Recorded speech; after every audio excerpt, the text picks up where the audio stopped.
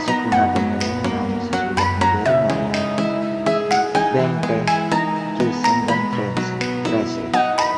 Ang ebanghelyo po natin ngayon ang sa sulat ni San Juan 10:31 hanggang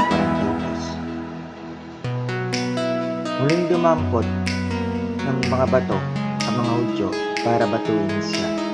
Sinagot sila ni Jesus, "Maraming mabubuting gawa mula sa Ama ang tinuro ko sa inyo. Dahil sa alin sa mga ito at binabato niyo ako?"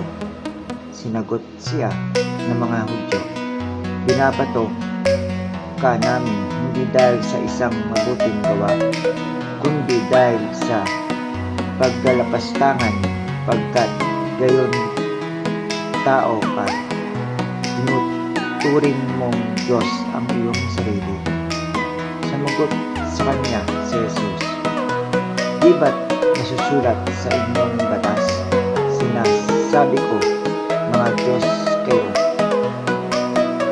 Kaya tinatawag ng mga Diyos ang mga kinakausap ng salita ito ng Diyos at hindi makapawalang saysay ang kasulatan kung gayon.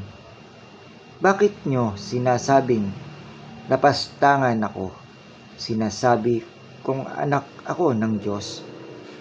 Ako na ang pinagbanal na Ama at sinugo sa mundo. Kung hindi ko tinatrabaho ang mga gawa ng aking Ama, huwag nyo akong paniwalaan.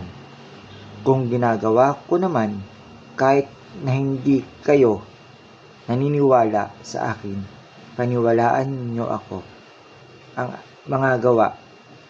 Kaya malalaman nyo na nasa akin ang Ama at ako'y nasa Ama." Kaya muli niyang pinagtangkaang dakpin siya, ngunit nakatalilis siya sa kanilang kamay at muli siyang lumayo pagkabilang ibayo ng Jordan sa lugar na pinagbibinyagan ni Juan sa simula.